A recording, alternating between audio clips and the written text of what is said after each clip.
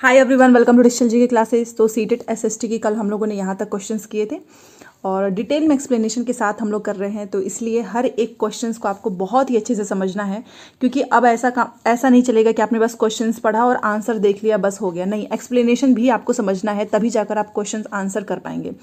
तो चलिए बिना टाइम वेस्ट के स्टार्ट करते हैं। और आज जो है हमारी ये इसका 21 जनवरी का जो 20 क्वेश्चंस बाकी हैं हम उसे करने वाले हैं। बहुत अच्छी क्लास है। तो चलिए बिना टाइम वेस्ट के स्टार्ट करते हैं। और अगर आपको सच में मेहनत पसंद आती है तो लाइक शेयर एंड चैनल को सब्सक्राइब कर लीजिएगा, ठीक है। देखिए, ये जो हमारा 71 है ये काफ़ी अच्छा क्वेश्चन पूछा था और आसान भी है। यहाँ पर आप देख सकते हैं, इसमें आपसे पूछ रहा है कि रिक्त स्थान जो है उसको सही विकल्प से भरो। Fill in the blank with correct option. लिखा हुआ है कि an alert and vigilant public is necessary for developing a strong, मतलब कि एक दृढ़ डैश का विकास करने के लिए सतर्क और सजग जनता आवश्यक है। किस टाइप की? तो यहाँ पर देखिए, आप देख सकते हैं लिखा है राजतंत्र मतलब मोनार्की, लोकतंत्र मतलब डेमोक्रेसी, गूढ़ तंत्र मतलब ओलिगार्की। यहाँ पर देखिए लिखा हुआ है एक तंत्र मतलब ऑटोक्रेसी। तो इसमें से आखिर में एक दृढ़ का विकास करने के लिए सतर्क और सजग जनता आवश्यक है। किस चीज का विकास करने के लिए? इन चारों में से कौन सा ऑप्शन होगा? तो आप भी जानते हैं किसका हो जाएगा, डेमोक्रेसी मतलब लोकतंत्र। तो यहाँ पर आप देख सकते हैं कि एक दृढ़ लोकतंत्र का विकास करने के लिए सतर्क और सजग जनता आवश्यक है। मतलब ये नहीं कि बस आपने, जैसे कुछ लोग होते हैं ना, चाहे कुछ भी हो जाए एक पार्टी को सपोर्ट करेंगे तो वो उसी को वोट देंगे, वो बिल्कुल भी ये नहीं देखेंगे कि भाई इसने क्या किया है, विकास किया है या नहीं किया है। इसीलिए तो यहाँ पे लिखा हुआ है कि अगर आप सच में एक अच्छा लोकतंत्र चाहते हैं, एक दृढ़ लोकतंत्र चाहते हैं, तो उसमें जो जनता है उसका सतर्क और सजग रहना आवश्यक है। ठीक है, समझ गए आप? तो इसका हो जाएगा दूसरा। चलिए अगला क्वेश्चन देखते हैं। और ये अभी हाल फिलहाल वाला क्वेश्चन है, तो हमने सोचा पहले इसको डिस्कस करते हैं ताकि समझ में आए कि भाई कितना टफ पूछा है सीटेट ने। चलिए, यहाँ पर हिंदी इंग्लिश आपको दिख रहा होगा। देखिए लिखा हुआ है कि in Indian secularism the state maintains a principle distance with respect to religion. This means that, मतलब भारतीय धर्मनिरपेक्षता में राज्य धर्म के संदर्भ में एक सैद्धांतिक दूरी बनाए रखता है। इसका क्या मतलब है? तो सबसे पहले तो भाई आपको पता ही होना चाहिए कि ये भारतीय धर्मनिरपेक्षता होता क्या है, ठीक है, तभी जाकर आप कर पाएंगे। तो चलो देख लेते हैं कि ये क्या होता है। देखिए, धर्मनिरपेक्षता, जो धर्मनिरपेक्ष शब्द है ना, इसका अर्थ है धर्म से अलग होना या जिसका कोई धार्मिक आधार नहीं है। ठीक है, समझ गए? धर्मनिरपेक्ष का मतलब होता है धर्म से अलग हो जाओ या फिर जिसका कोई धार्मिक आधार नहीं है। एक धर्मनिरपेक्ष व्यक्ति किसी भी धर्म के लिए अपने नैतिक मूल्यों का ऋणी नहीं होता है। मतलब यहाँ पर और डिटेल में आप यहाँ पर समझ सकते हो कि धर्मनिरपेक्षता राज्य द्वारा किसी भी विशेष धर्म को संरक्षण प्रदान करने से रोकती है। मतलब कि कोई भी शासन चल रहा हो, कोई भी प्रशासन हो, बट ऐसा नहीं है कि आप किसी भी एक धर्म को जो है ज़्यादा प्रायोरिटीज दोगे या फिर उसको संरक्षण दोगे। नहीं, सभी इक्वल होते हैं। धर्मनिरपेक्षता का अर्थ है किसी के धर्म का विरोध करना नहीं है। मतलब कि आप किसी भी धर्म से आते हो बट आप किसी और के भी धर्म का विरोध नहीं कर सकते हैं, बल्कि सभी को अपने धार्मिक विश्वासों और मान्यताओं को पूरी आज़ादी से मनाने की छूट देता है। आप किसी भी धर्म के हैं, आपकी जो भी विश्वास है, जो भी मान्यताएं हैं, जो भी चीज़ें हैं, आप उसको आराम से मना सकते हो, पूरी छूट है, कोई इसका विरोध नहीं कर सकता है। धर्मनिरपेक्ष राज्य में उस व्यक्ति का भी सम्मान होता है जो किसी भी धर्म को नहीं मानता। बहुत सारे ऐसे लोग होते हैं जो किसी धर्म को नहीं मानते हैं, ह्यूमैनिटी में विश्वास रखते हैं, तो वो उसको भी जो है रिस्पेक्ट देते हैं। कुल मिलाकर मतलब यही है बस कि धर्मनिरपेक्षता का मतलब ही होता है कि आप किसी भी एक धर्म को, मतलब पर्टिकुलरली किसी एक धर्म को जो है आप संरक्षण नहीं दे सकते हैं। सभी धर्म इक्वल हैं, जिसे जिस धर्म में भरोसा हो, विश्वास हो, मान्यताएं हो, वो उसको मना सकता है। और अगर कोई ऐसा व्यक्ति है जो किसी धर्म को नहीं भी मानता है, उसे भी रिस्पेक्ट मिलेगा, कोई किसी पे दबाव नहीं बना सकता है। समझ गए धर्मनिरपेक्ष का मतलब? अब इस क्वेश्चन को सॉल्व करने में आपको ज़्यादा अच्छे से समझ में आएगा। देखिए, थोड़ा सा इसे जूम करती हूँ और आप क्वालिटी प्लीज़ बढ़ा लीजिएगा। देखिए, धर्मनिरपेक्षता में राज्य धर्म के संदर्भ में एक सैद्धांतिक दूरी बनाए रखता है। इसका क्या मतलब है? तो देखते हैं। इसका यहाँ पर लिखा हुआ है कि संविधान में दिए गए आदर्शों के आधार पर राज्य धार्मिक मामलों में हस्तक्षेप कर सकता है। अब देखिए, आपको पता है कि हर एक राज्य में जो है अलग अलग जो भी शासन चल रहा हो, तो उनके अकॉर्डिंग ये प्रश्न आपसे पूछा हुआ है। इंग्लिश भी आप यहाँ पर देख सकते हैं। तो क्या ऐसा होता है कि जो धर्मनिरपेक्षता राज्य की बात हो रही है, मैंने आपको यहाँ पे धर्मनिरपेक्षता का मतलब समझाया था, बट यहाँ पे प्रश्न ध्यान से देखना कि यहाँ पे राज्य आपसे पूछा है कि धर्म के संदर्भ में क्या चीजें होती हैं। तो संविधान में दिए गए आदर्शों के आधार पर राज्य धार्मिक मामलों में हस्तक्षेप कर सकता है। जी हाँ, मतलब जो हमारा कॉन्स्टिट्यूशन है उसके अकॉर्डिंग जो स्टेट है वो धार्मिक मामलों में इंटरवीन कर सकता है। एकदम सही है। राज्य और धर्म एक दूसरे के मामले में हस्तक्षेप कर सकते हैं। यहाँ पर देखिए ये क्या लिखा है, संविधान में दिए गए आदर्शों के आधार पर। ठीक है, यहाँ पर डायरेक्ट लिख रहा है कि राज्य और धर्म एक दूसरे के मामलों में, नहीं भैया ऐसा नहीं है, राज्य कर सकता है। ठीक है, तो ये तो वैसे भी गलत हो गया। राज्य और धर्म एक दूसरे की सीमाओं का उल्लंघन नहीं कर सकते हैं, ये भी बात एकदम गलत है। ये एक दूसरे ये भी गलत हो गया। आवश्यकता पड़ने पर राज्य धार्मिक मामलों को नियंत्रित कर सकता है। जी हाँ, देखिए हमसे प्रश्न क्या पूछा है कि जो राज्य है ना वो धर्म के कॉन्टेक्स्ट में पूछा है। ये नहीं पूछा है कि धर्म और राज्य इन दोनों का बताओ, नहीं, आपको स्टेट का बताना था धर्म के संदर्भ में। तो इस तरीके से हमारा ए और डी सही हो जाता है। तीसरा, सबसे पहले धर्मनिरपेक्षता का मतलब आपको समझ में आ गया कि कोई भी व्यक्ति किसी भी धर्म को अपना सकता है, कोई उसको रोक नहीं सकता है। और अगर जो राज्य है वो संविधान में दिए गए जो आदर्श है उसके आधार पर धार्मिक मामलों में इंटरवेन कर सकता है, और आवश्यकता पड़ने पर राज्य धार्मिक मामलों को कंट्रोल भी कर सकता है। ये भी है, ये हमारे कॉन्स्टिट्यूशन में मेंशन है। तो राज्य से पूछा था तो ए एंड डी, तो ये हो गया हमारा तीसरा। ठीक है, तो अगर आपने प्रश्न को ध्यान से नहीं पढ़ा ना, ये वाली लाइन ये जो इतनी लिखी है, तो गलत करने के चांसेस ज़्यादा हो जाते हैं। ठीक है, तो इस तरीके से सैद्धांतिक दूरी बनाए रखता है, इसका मतलब क्या है आप समझ गए होंगे। ठीक है, चलिए, तो ये हो गया हमारा 72। अब हम चलते हैं 73 पे। ये एडजर्सन एंड रीजन के प्रश्न हैं, और ये ओपन बुक से रिलेटेड क्वेश्चन पूछा गया है।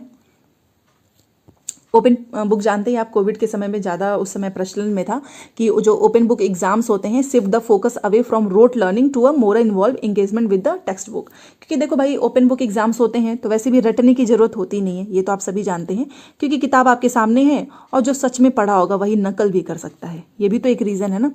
तो इसमें लिखा हुआ है कि खुली पुस्तक परीक्षा रटकर सीखने से हटकर किताबों के साथ संबंध स्थापित करने पर केंद्रित है। एकदम सही बात है कि ये इसीलिए बनाया गया था ताकि कोई परीक्षा से डरे ना, ठीक है, रटे ना, और उसको ध्यान से किताब को अच्छे से पढ़े। बात एकदम सही है। अब ये कारण क्या लिखा है कि खुली पुस्तक परीक्षा विद्यार्थियों का भार कम करती है, क्योंकि इससे उन्हें परीक्षा की तैयारी पहले से नहीं करनी पड़ती, मतलब नकल कर लो। देखो ये बात एकदम गलत है, ये तो एकदम सही है, ये पूरी तरीके से गलत है ना। तो ये स्टेटमेंट सही है और कारण तो है नहीं। ओपन बुक इसलिए नहीं आया है कि ये बच्चों का भार कम करेगी, इसलिए आया था ताकि बच्चे किताबों के साथ अच्छे से उसको पढ़ें, उसको समझें, उन्हें डर ना रहे फेल होने का। ये इसलिए नहीं था कि भार कम हो जाएगा, तो इसलिए हमारा ये कारण गलत है, ए सही है। तो चलिए तीसरा हो जाएगा। ठीक है, और आप लोग प्लीज़ अपना स्कोर बताना मुझे, क्योंकि हर एक प्रश्न का जो आंसर है ये इस बार का ही सीटेड हुआ है, जिसमें पेपर 2 है ये। आप सोचिए इसमें केवल 17 लाख में से 1.5 लाख क्या, हाँ 1,50,000 के आसपास बच्चे पास हुए हैं। उन्हें टफ लग रहा होगा मे बी। तो यहाँ पर हमारा अगला प्रश्न है 74। देखिए यहाँ पर प्रश्न दिए गए हैं, ठीक है।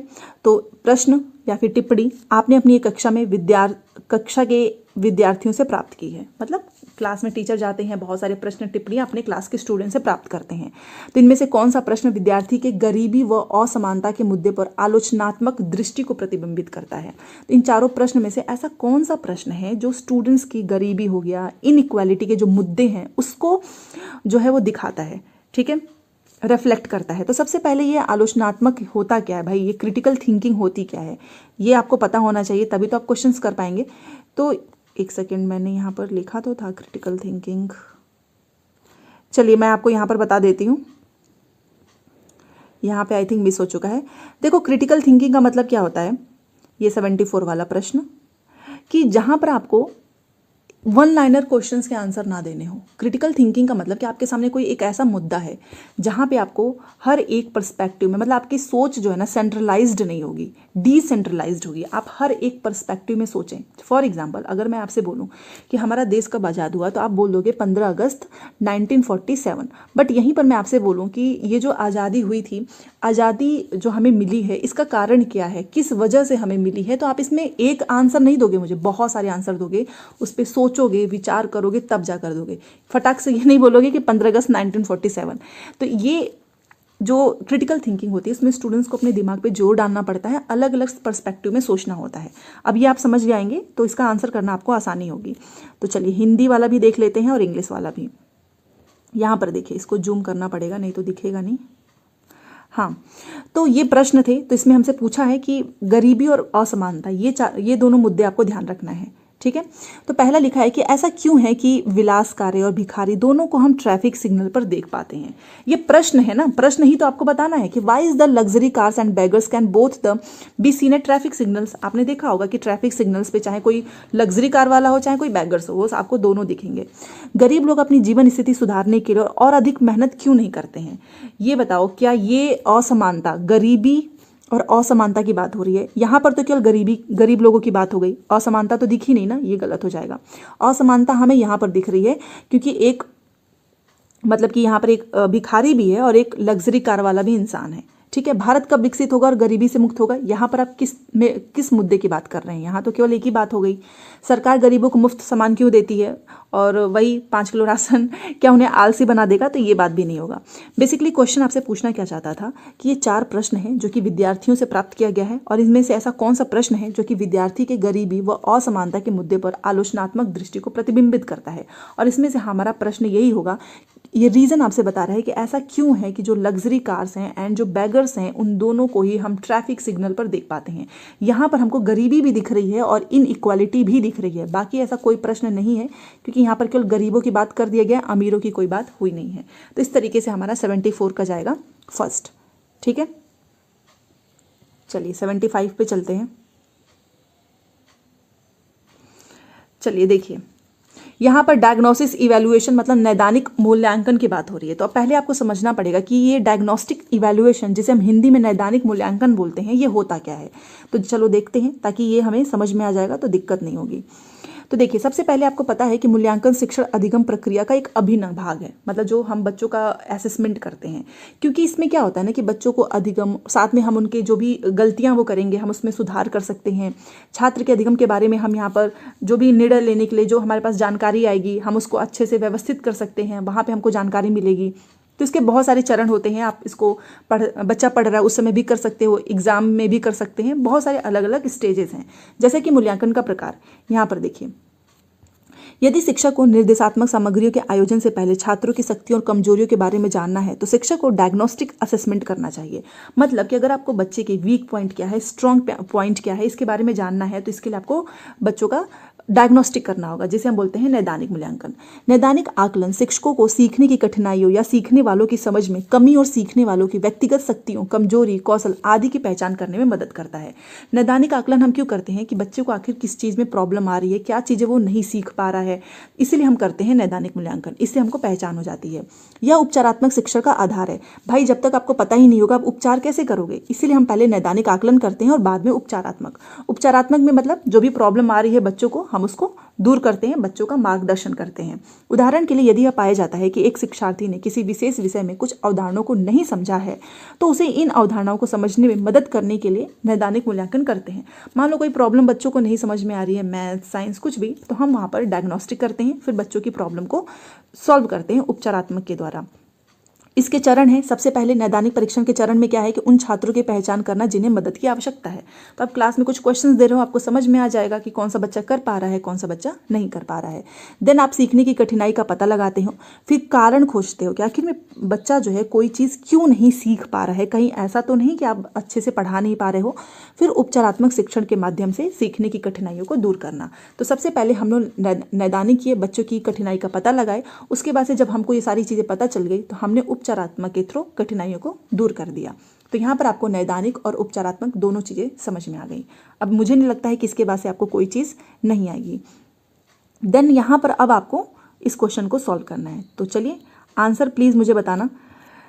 देखिए, विच of the following statement is irrelevant representation of diagnostic evaluation. इसमें से कौन सा कथन जो है ना असंगत है, मतलब गलत वाली चीज़ें आपको बतानी है। ठीक है, ध्यान रखिएगा। इसका उपयोग कक्षा के सभी विद्यार्थियों द्वारा सीखी उपलब्धियों की तुलना करने में किया जाता है। आप मुझे बताओ, अभी हम लोगों ने डायग्नोस्टिक के बारे में पढ़ा, क्या मैंने आपको एक बार भी बोला वहाँ पे कि हम बच्चों की तुलना कर रहे हैं, बच्चों का कंपेयर कर रहे हैं? बिल्कुल भी नहीं। हम क्या कर रहे हैं, बच्चों की कठिनाई का पता लगा रहे हैं। तो असंगत, तो इररेलेवेंट पॉइंट तो यही हो गया भाई, तो ये सही हो जाएगा। इसका संचालन शिक्षण प्रक्रिया के दौरान किया जाता है। यस, जब बच्चे पढ़ रहे हैं आप उस बीच में कर सकते हो। बच्चों की आने वाली परेशानियों की पहचान में मदद करता है और यह प्रायः औपचारिक कक्षाओं के बाद किया जाता है। तो ये तीनों तो एकदम सही है, बट ये हम लोगों ने बच्चों के कंपेयर के लिए नहीं किया है नैदानिक मूल्यांकन, ठीक है, इसलिए पहला। क्लास आपको कैसी लग रही है आप मुझे ज़रूर बताइएगा, ठीक है। चलिए 76 देखिए, हिंदी इंग्लिश दोनों दिखाने की कोशिश रहती है, इसलिए ताकि जो इंग्लिश मीडियम वाले हैं उन्हें भी आसानी हो। यहाँ पर देखिए, at which stage of school education as पर NCF 2005 are social science topics independently introduced to students in textbook. वही है, हर बार का ये क्वेश्चन पूछा जाता है कि जो NCF 2005 है इसके अनुसार स्कूली शिक्षा के किस स्तर पर सामाजिक विज्ञान के विषयों को स्वतंत्र रूप से मतलब बच्चों को पढ़ाया जा सकता है, सामाजिक विज्ञान किस स्टेज पे। तो यहाँ पर लिखा है प्राइमरी स्टेज है ये आपका, ये upper primary, secondary, higher secondary. आप मुझे बताओ, अभी हम लोग सोशल साइंस आप तैयारी कर रहे हैं किस क्लास के बच्चों के लिए। अगर मान लीजिए आप 6 to 8 का जो है सीटेट क्लियर कर लेते हैं, देन आप 6 to 8 के बच्चों को पढ़ाएंगे तो किस स्टेज पे होंगे, क्या वो प्राइमरी में होंगे कि सेकेंडरी में कि अपर में। ऑब्वियस ही बात है ना, अपर प्राइमरी स्टेज में होंगे।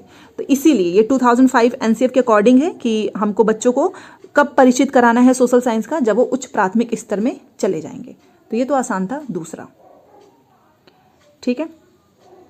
वही चीज़ यहाँ पर मैंने इंग्लिश में भी लिख दी है ताकि आपको समझ में आ जाएगा। अपर प्राइमरी स्टेज में at this stage the subject area of the social science drawing their content, history, geography, political science and economics will be introduced. मतलब अपर प्राइमरी स्टेज में हम सोशल साइंस का इतिहास, भूगोल, ये सारी चीज़ें जो हैं बच्चों को पढ़ाते हैं। तो ये याद रखिएगा, अपर प्राइमरी स्टेज। चलिए अगला प्रश्न देखते हैं। काफ़ी लेंदी क्वेश्चंस लेकिन पूछे गए हैं, आप देख सकते हो हमें इतने ही प्रश्न करने में कितना समय लग गया। पहले मैं आपको इसका ये क्वेश्चन दिखा देती हूँ। विच of the following is true about sources. लिख रहा है कि निम्न में से कौन सा स्रोतों के बारे में सही है। देखिए सबसे पहले ये स्रोत होते क्या हैं ये भी आपको पता होना चाहिए। तो यहाँ पर मैंने कुछ चीज़ें लिखी हुई हैं, एक्सप्लेनेशन। तो देखो, स्रोत जो होता है ना वो किसी भी समय या घटना का सबसे प्रत्यक्ष प्रमाण होता है, मतलब आई विटनेस होता है, आपने उसको देखा है, क्योंकि वे उन लोगों या चीज़ों के द्वारा बनाए गए थे जो उस समय या घटना के समय मौजूद थे। ये स्रोत मौलिक विचार प्रस्तुत करते हैं और इन्हें व्याख्या द्वारा संशोधित नहीं किया जा सकता है, नहीं किया गया है। प्रारूप की परवाह किए बिना प्राथमिक स्रोत मूल सामग्री है, मतलब ये प्रत्यक्ष प्रमाण होते हैं। इतना समझ में आ गया। तो अब यहाँ पर देखिए लिखा हुआ है, हिंदी इंग्लिश दोनों देखते हैं। सबसे पहले सारे क्वेश्चंस देखेंगे, बाद में ऑप्शंस, ठीक है। तो यहाँ पर लिखा है कि सोर्सेज के बारे में क्या सही है। They are more concrete in nature, they are all historical in nature, they are objective, या फिर they include accounts of eye witness and personal letter.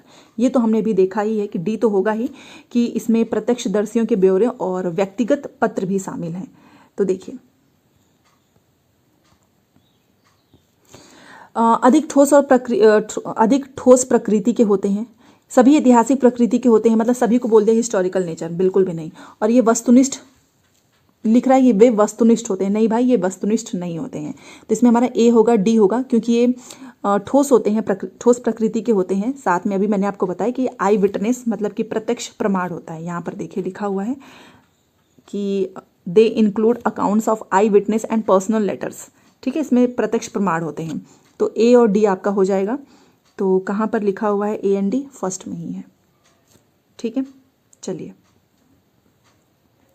77 भी हो गया। 78 आप देख सकते हो, ये इंग्लिश है और यहाँ पे हिंदी है, नीचे ऑप्शंस है, मतलब कुछ ज़्यादा ही लेंदी क्वेश्चंस पूछा है इस बार। और इंग्लिश में पहले प्रश्न देख लेते हैं ताकि हम हिंदी में अच्छे से करेंगे, क्योंकि फिर बहुत सारे स्टूडेंट्स बोलने लगते हैं कि आप हिंदी में बोलो, कोई बोलता है इंग्लिश में बोलो, तो काफ़ी टाइम जाता है। 78 लिखा है कि which of the following classrooms activities will help students critically look at the role of media in society. अब भाई मीडिया का आप देख ही सकते हो कि लद्दाख में जो चीज़ चल रहा है कि इतने समय से स्केड्यूल 6 में शामिल करने की बात हो रही है, बट इसको मीडिया कोई दिखाई नहीं रहा है। कोई मीडिया में लद्दाख वाली कहीं पर भी न्यूज़ नहीं है। तो निम्न में से कौन सी कक्षा गतिविधि विद्यार्थियों में समाज में मीडिया की भूमिका को आलोचनात्मक दृष्टि से देखने में मदद करेगी। क्रिटिकल, अब क्रिटिकल सोच आपको पता ही है क्या होता है, ठीक है। मैंने ऊपर आपको समझाया है और यहाँ पर मैंने लिखा भी हुआ है कि आलोचनात्मक चिंतन नई या अपरिचित स्थितियों, विचार, मतों के लिए तर्क और तर्कशास्त्र को लागू करने की क्षमता है, मतलब लॉजिक आप लगा सकें, रीजनिंग या तथ्यों, घटनाओं आदि को आंकने या विश्लेषण करने की प्रक्रिया को संदर्भित करता है। इसके लिए उचित विश्लेषण, मूल्यांकन, निष्कर्ष, व्याख्या की आवश्यकता होती है। फटाक से आप आंसर नहीं दे सकते हो, आप पहले एनालिसिस करोगे, मूल्यांकन करोगे, निष्कर्ष, व्याख्या, बहुत सारी चीज़ें करके के तब जाकर आप आंसर देते हैं। ठीक है, तो देखो चलो मीडिया की बात हो रही है, देखते हैं। यहाँ पर आप देख सकते हो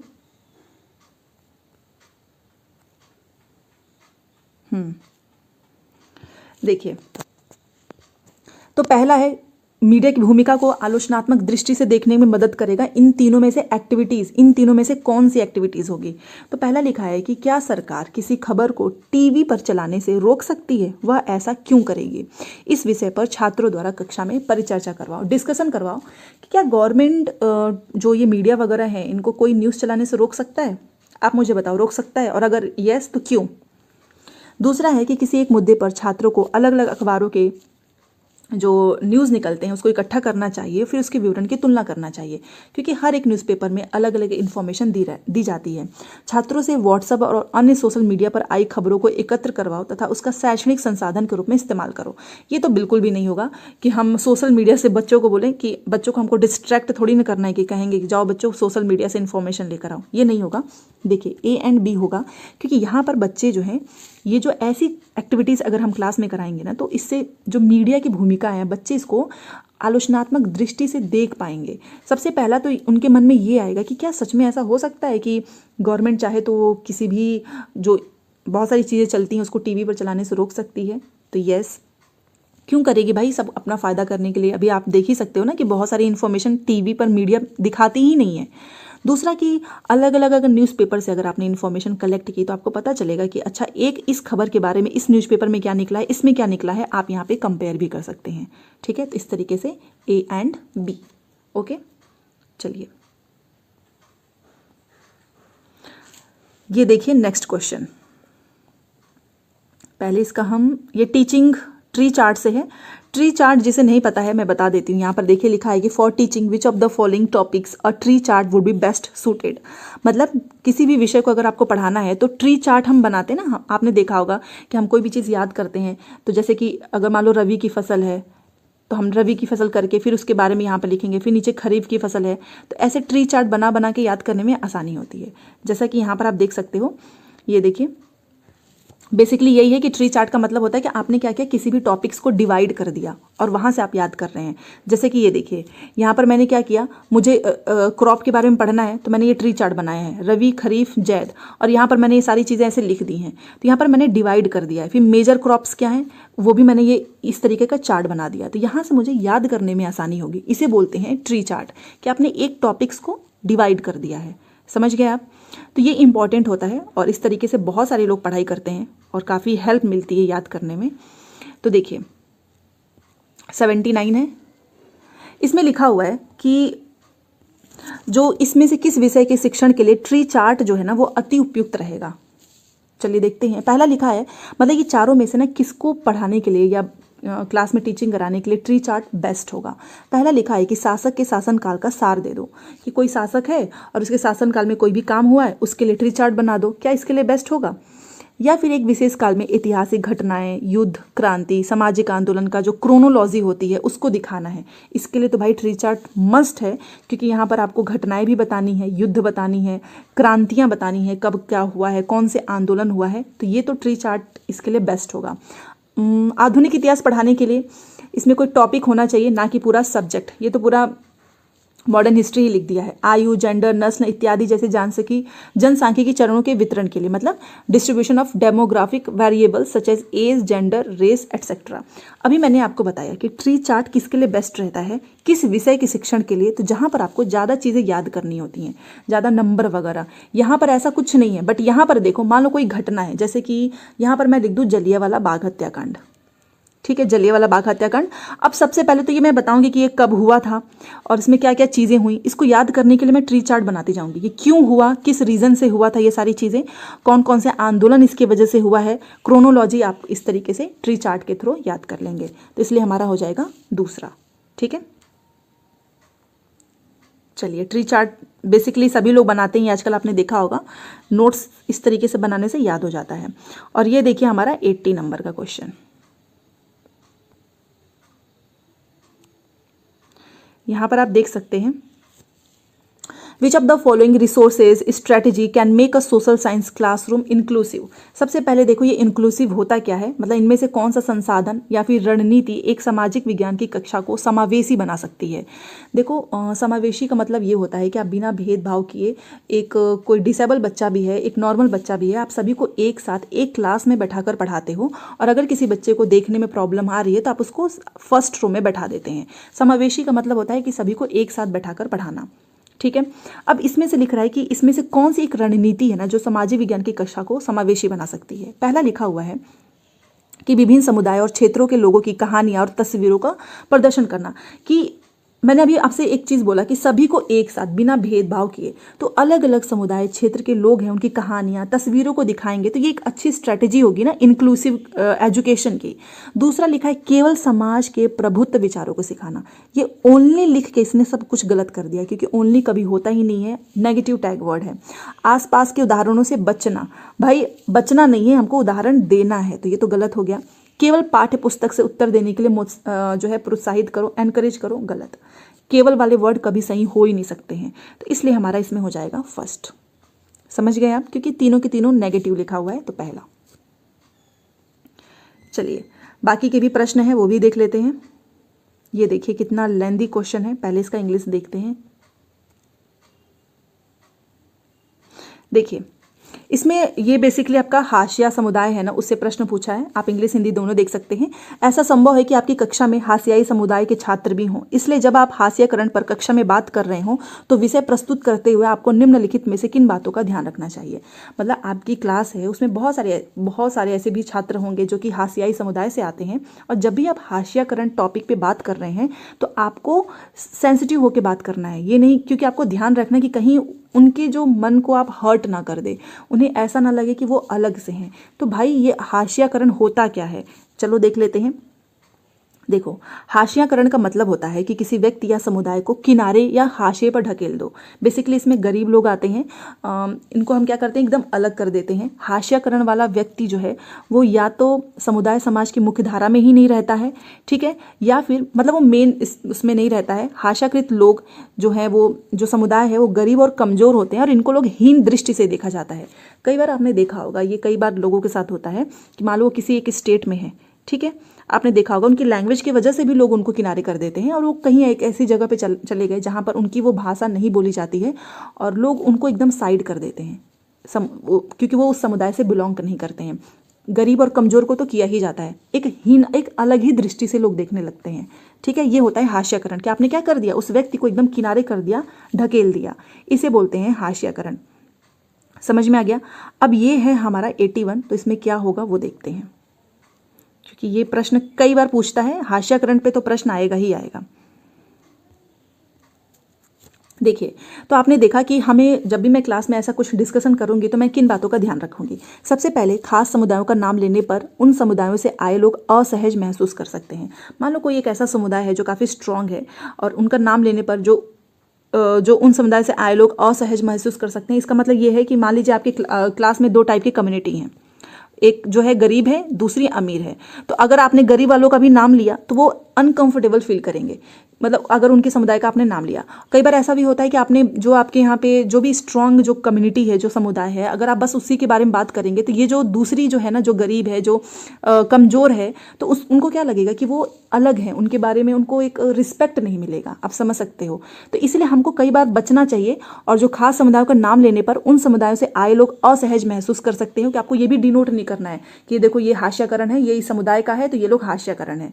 ये भी हमें इन सभी चीज़ों से बचना है। तो ये बात एकदम सही हो गई।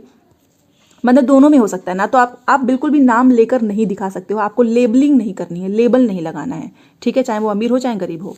इस तरह के मुद्दे को संवेदनशीलता से संभालना चाहिए। अभी मैंने आपको बोला ना कि बहुत ही काफ़ी सेंसिटिव मैटर होता है, तो हमें बहुत ही सारी चीज़ें देख समझ कर, कि कहीं किसी को बुरा ना लगे, उसको फील ना हो कि भाई वो अलग है। ये भी बात सही है। कुछ छात्र अपने साथ हुए भेदभाव को साझा करने में शर्मिंदा महसूस कर सकते हैं, यस। और अगर आपने एक वो जो समुदाय है जो कि हाशियाकरण वाला है, आपने उसका नाम लेकर या फिर डिनोट ऐसे करके बात की, तो उनके साथ जो डिस्क्रिमिनेशन हुई है ना, वो आपके साथ कभी शेयर नहीं करेंगे। उन्हें बहुत ही शर्मिंदगी महसूस होगी, ठीक है। विद्यार्थियों से जबरन अपने अनुभव साझा करना चाहिए, बिल्कुल गलत। आप बच्चों से ज़बरदस्ती नहीं कर सकते हो कि भाई तुम अपना एक्सपीरियंस बताओ, क्या तुमने कभी ये फील किया है भेदभाव, ये तो एकदम गलत है। तो ये तीनों हो जाएगा। तीसरा A, B एंड C, ठीक है। तो बेसिकली हास्यकरण वही होता है कि आपने किसी भी व्यक्ति को एकदम किनारे कर दिया, ढकेल दिया, और इसमें बेसिकली गरीब और कमज़ोर वर्ग के ही लोग आते हैं, ठीक है। चलिए अब ये देखते हैं।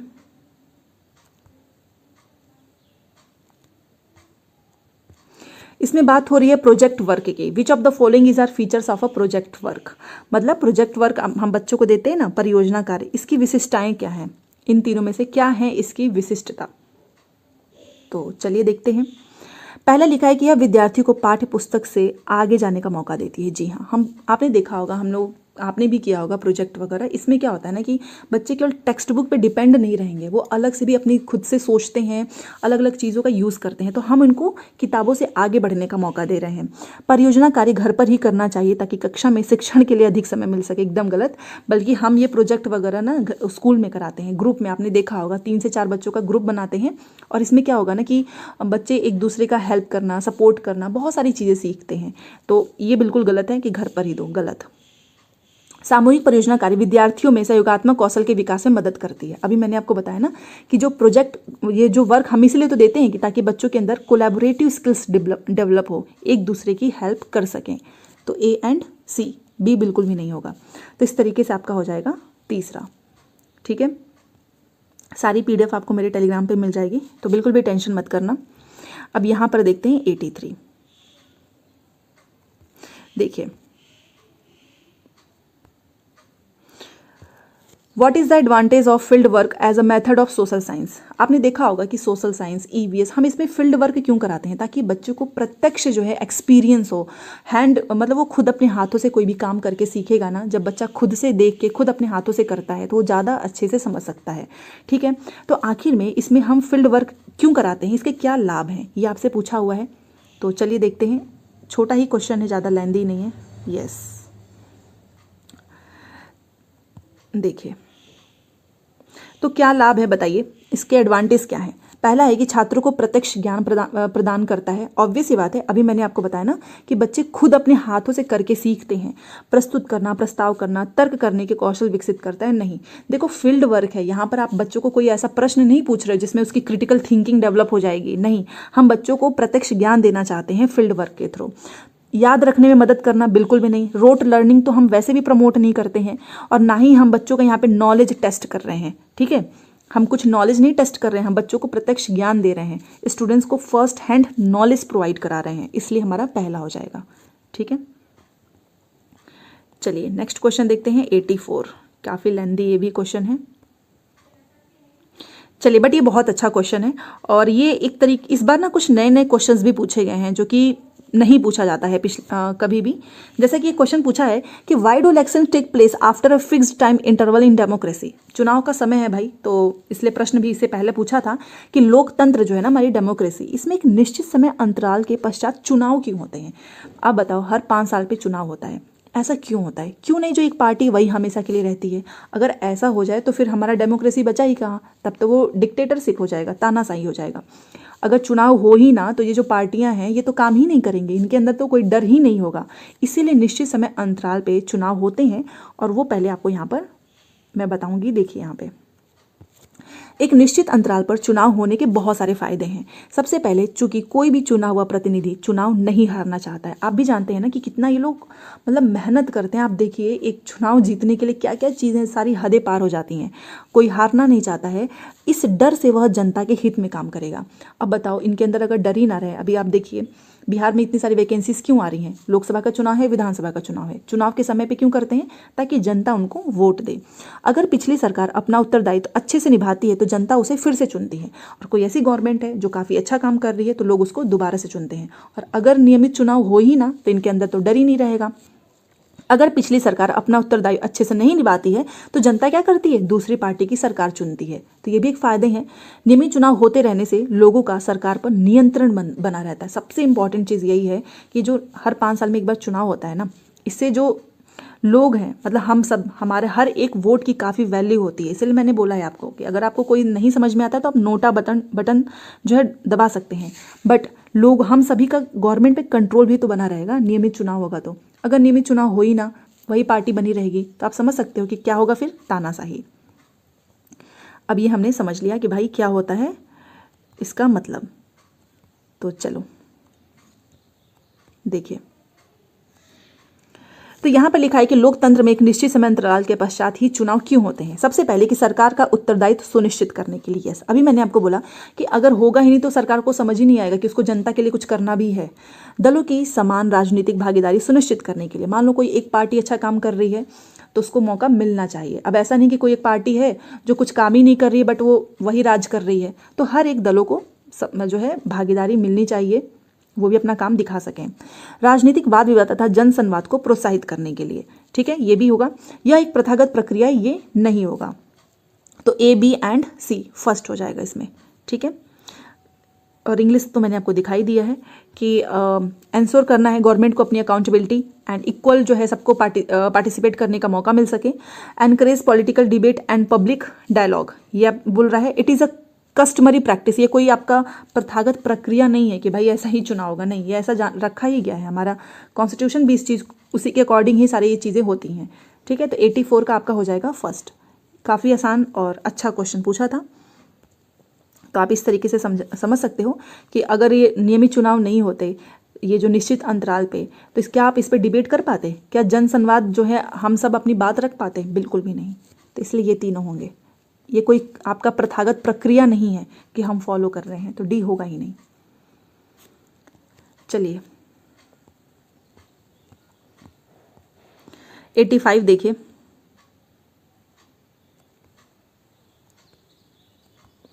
देखिए यहाँ पे लिखा हुआ है कि आतपन, जिसे हम बोलते हैं इंसोलेशन, इसकी अवधारणा बढ़ाने का सबसे अच्छा तरीका कौन सा है, ये पूछा है। तो इसका सबसे अच्छा तरीका होता है डिमॉन्स्ट्रेट। आप बच्चों को खुद से बनाकर दिखाओ।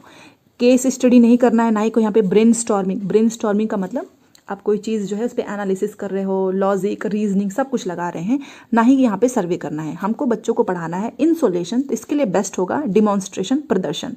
अब ये इंसोलेशन है क्या, जिसके लिए डिमॉन्स्ट्रेट, हमको बच्चों को डिमॉन्स्ट्रेट के थ्रू पढ़ाना चाहिए। तो देखिए, जो आतपन होता है वह सौर विकिरण है जो कि पृथ्वी की सतह तक पहुंचता है। इसे प्रति मिनट में वर्ग सेंटीमीटर में प्राप्त और ऊर्जा की मात्रा से मापा जाता है। पृथ्वी की धुरी में एक झुकाव है। इस झुकाव के परिणाम स्वरूप सूर्य का प्रकाश और विस्तार से आपतित विकिरण ध्रुवों की तुलना में भूमध्य रेखा पर एक बड़े क्षेत्र को कवर करता है, ठीक है। जो आतपन की मात्रा है वो भूमध्य रेखा से ध्रुवों की ओर घटती जाती है, ठीक है। ये देखिए यहाँ पर मैं आपको बताती हूँ, ये हमारा भूमध्य रेखा है, ये हमारे ध्रुव हैं। तो ये जो आतपन की मात्रा है ना, ये भूमध्य रेखा से ध्रुवों की ओर घटती जाती है। सबसे ज़्यादा गर्मी यहीं पे होती है और सबसे ज़्यादा ठंड ध्रुवों पे होता है, ठीक है। ये बात समझ में आ गई। प्राप्त आतपन की मात्रा किसी स्थान के तापमान को निर्धारित करती है, क्योंकि आतपन अक्षांश के साथ बदलता है और तापमान भी बदलता है, और यह तापमान के वितरण को प्रभावित करता है। तो कुल मिलाकर यहाँ पर हमने देखा कि इंसोलेशन में आपको ये सारी चीज़ें बच्चों को दिखानी होगी, जिसमें आप जो है आराम से प्रोजेक्टर के थ्रू भी बच्चों को पढ़ा सकते हो, 3D इमेजेस के माध्यम से, वीडियोस के थ्रू। तो इसमें आपको बच्चों को ना डिमॉन्स्ट्रेट करके समझाना होगा, अदरवाइज वो समझ नहीं पाएंगे कि किस तरीके से कौन सा, क्या भूमध्य रेखा कहाँ पे है, ध्रुव रेखा कहाँ पे है, किस तरीके से जो है जैसे जैसे ध्रुवों की ओर जाते हैं घटता जाता है। तो इन सभी चीज़ों के लिए डिमॉन्स्ट्रेट करना ही होगा, तभी वो समझ पाएंगे। तो इंसोलेशन के लिए बेस्ट मेथड है प्रदर्शन, ठीक है, डिमॉन्स्ट्रेट। चलिए 86 पे चलते हैं। देखिए 86 में लिखा हुआ है स्टेटमेंट, भारतीय संविधान धार्मिक और भाषाई अल्पसंख्यकों की सुरक्षा का प्रावधान मौलिक अधिकारों से करता है। यह अनुमान लगाता है कि, अब यहाँ पर बात हो रही है कि जो भारतीय हमारा संविधान है ना, इंडियन कॉन्स्टिट्यूशन, वो प्रोवाइड करता है safeguard to religious and linguistic minorities. जो भी माइनॉरिटीज़ हैं उनको एक सुरक्षा का प्रावधान है, मौलिक अधिकारों से ही करता है। तो ये क्या अनुमान लगाता है, पहले हम ये प्रश्न देख लेते हैं, फिर आराम से इसका एक्सप्लेनेशन देखेंगे।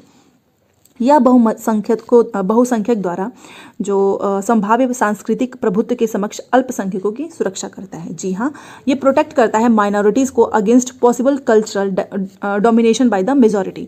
मान लो कोई मेजॉरिटी में है, कोई भी कल्चर है, तो ऑब्वियस ही बात है कि वो माइनॉरिटीज़ को जो है दबाने की कोशिश करेंगे। तो इसीलिए इनको जो हमारा मौलिक अधिकार से इनको सुरक्षा जो है प्रोवाइड कराया गया है। ठीक है, ये हो गया आपका माइनॉरिटीज़ को।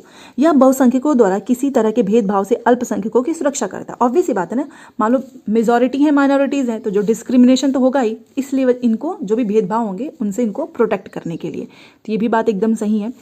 यह अल्पसंख्यकों के हितों की सुरक्षा करता है, मतलब जो माइनॉरिटीज़ हैं उनके इंटरेस्ट, उनका जो हित है उसको प्रोटेक्ट करने के लिए, तो ये भी हो जाएगा। यह अल्पसंख्यकों को आर्थिक अवसरों की गारंटी, ये एकदम गलत है। ऐसा नहीं है कि जो माइनॉरिटीज़ होंगे उनको इकोनॉमिक अपॉर्चुनिटीज़ के लिए गारंटी देगा, नहीं भाई, उसके लिए तो मेहनत करना पड़ेगा। ऐसा नहीं है कि आपको ऐसे ही पैसे मिल जाएंगे आराम से बिना कुछ किए ही। तो डी तो नहीं होगा, ए बी सी होंगे। तो तीसरा हो जाएगा हमारा, तीसरा नहीं पहला, यहाँ पर देखो ए बी सी यहाँ पर लिखा हुआ है, 86 का फर्स्ट। ठीक है, अब देख लेते हैं कि ये क्या है जो अभी हम पढ़ रहे थे माइनॉरिटीज़, उसके बारे में हमारे संविधान में क्या लिखा हुआ है। तो भारतीय संविधान में धार्मिक और भाषाई अल्पसंख्यकों को अनुच्छेद 29 और 30 में विशेष अधिकार दिए गए हैं। अनुच्छेद 29(1) के अनुसार किसी भी समुदाय के लोग जो भारत के किसी राज्य में रहते हैं या कोई क्षेत्र जिसकी अपनी आंचलिक भाषा, लिपि या संस्कृति हो, उस क्षेत्र को संरक्षित करने का उनको पूरा अधिकार होगा। कई बार ऐसा होता है कि जो माइनॉरिटीज़ होती हैं उनको जो मेजॉरिटी वाले जो होते हैं वो दबाने की कोशिश करते हैं, इस वजह से इनको सेफ गार्ड यहाँ पर प्रोवाइड कराया गया है। बट किस किस चीज़ पे वो आपको ध्यान रखना है, जो कि यहाँ पर मैंने तीनों ऑप्शंस में बता दिए हैं। ठीक है, चलिए 87 देखिए। विच of the following is most appropriate for reducing curricular load of social science syllabus. यहाँ पे ये 3 चीज़ें लिखी गई हैं, इसमें आपको बताना है कि सामाजिक विज्ञान पाठ्यक्रम के भार को कम करने के लिए सबसे बेस्ट क्या होगा इसमें। ठीक है, सबसे बेस्ट वाला बताना है, तो चलो देखते हैं। इसमें लिखा हुआ है पहला कि तथ्यों के स्मरण पर न्यूनतम बल देना तथा समझने पर केंद्रित करना। जी हाँ, हमको बच्चों को रटवाना नहीं है, समझाना है। सही है, बच्चों को ना कॉन्सेप्ट, संकल्पनाएं जो भी आप पढ़ा रहे हैं उसके स्पष्टीकरण को केंद्रित करो, उनको अच्छे से डिटेल में समझाइए ताकि उनको बाद में रटना ना पड़े। ये भी बात सही है। परीक्षा निर्देशों के आधार पर शिक्षा के विषय वस्तु से अनभिज्ञता के कारण पाठ्य पुस्तक के कुछ विषयों को छोड़ दो। मान लो कोई चीज़ नहीं आ रही है टीचर को, तो आप भैया उसको पढ़ाओ ही मत बच्चों को, ये तो एकदम गलत है ना। तो ए एंड बी होगा केवल। ठीक है, चलिए 88 पे चलते हैं। देखिए इसमें क्या लिखा हुआ है कि 2 fundamental right which the marginalised groups can invoke to insist that they be treated with dignity and as equals are. मतलब 2 मौलिक अधिकार जिनकी मांग पर हाशियाकृत समूह बल दे सकते हैं। अब आपको भूलेगा नहीं ना कि मार्जिनलाइज्ड क्या होते हैं, हाशियाकृत, कमजोर, गरीब वर्ग, जिनको लोग ढकेल देते हैं, किनारे रख कर देते हैं। ठीक है, तो 2 मौलिक अधिकार जिनकी मांग पर हाशियाकृत समूह बल दे सकते हैं ताकि उनके साथ भी गरिमामय और समानता का व्यवहार किया जाए, ताकि लोग उनको भी डिग्निटी और इक्वालिटी के साथ ट्रीट कर सकें।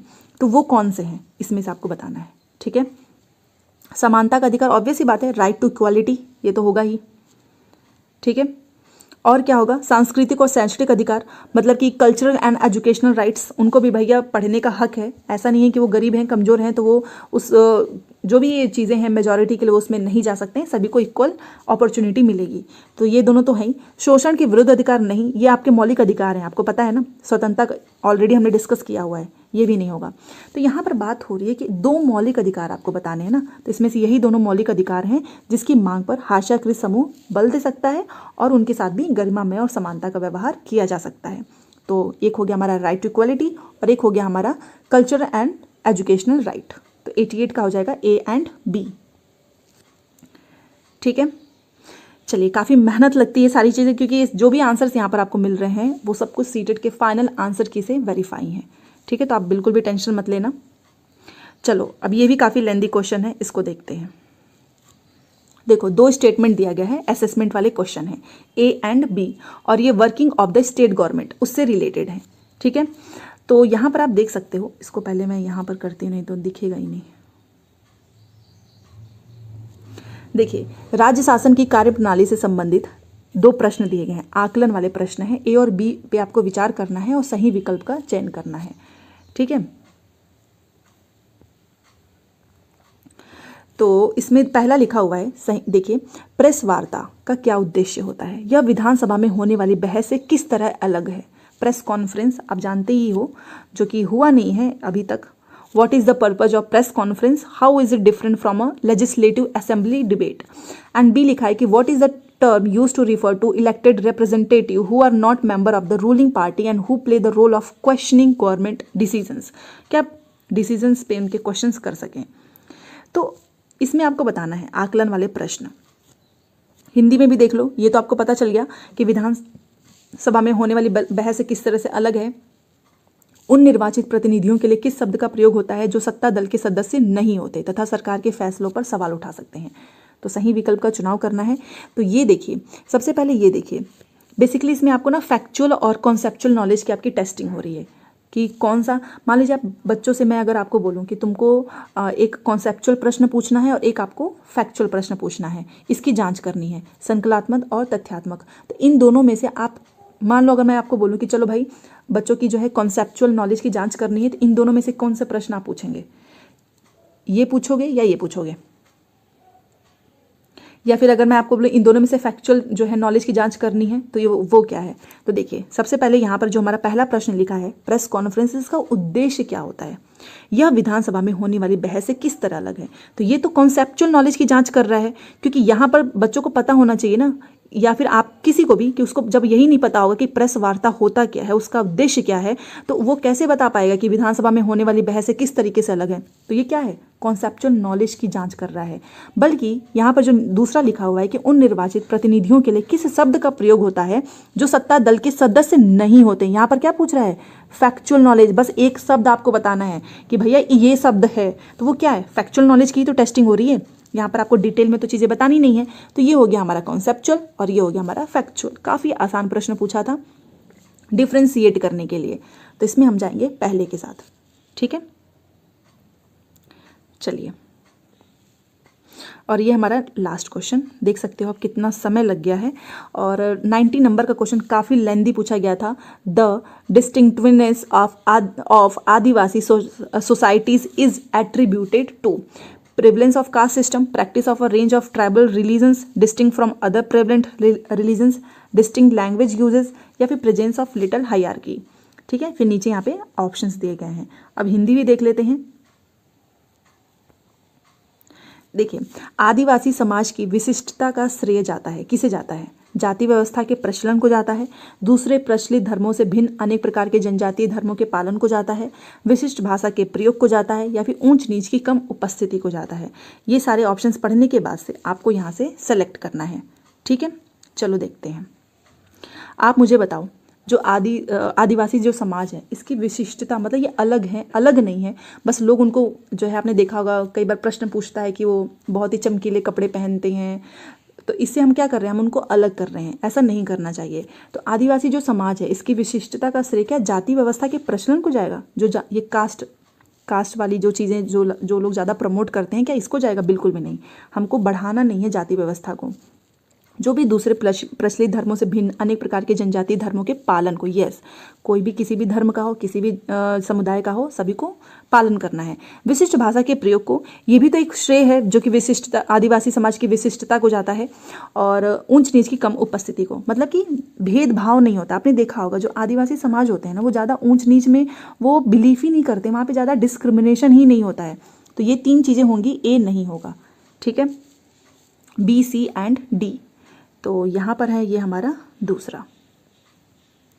तो देखा आपने, हमने कम से कम ये सारे प्रश्न को डिटेल में करने में, एक तो क्वेश्चंस इतने लेंदी पूछते हैं कि डिस्कशन करने में एक्सप्लेनेशन के साथ काफ़ी समय लगता है, बट कोई नहीं, अगर आपको चीज़ें अच्छे से समझ में आ जाएंगी ना, आपको कॉन्सेप्चुअल, जो ये प्रश्न पूछा था ना कि कॉन्सेप्चुअल फैक्चुअल, अभी हम जो डिस्कस कर रहे थे, तो आपके पास अगर कॉन्सेप्चुअल नॉलेज है, संकल्पनात्मक ज्ञान, तो फिर आप सीटेट का पेपर 100% पास करेंगे, क्योंकि यहाँ पर फैक्चुअल नॉलेज वालों की कोई जगह नहीं है। क्योंकि सीटेट खुद आपसे ये प्रश्न पूछेगा जानबूझ के कि आप इस प्रश्न के बारे में क्या विचार रखते हैं।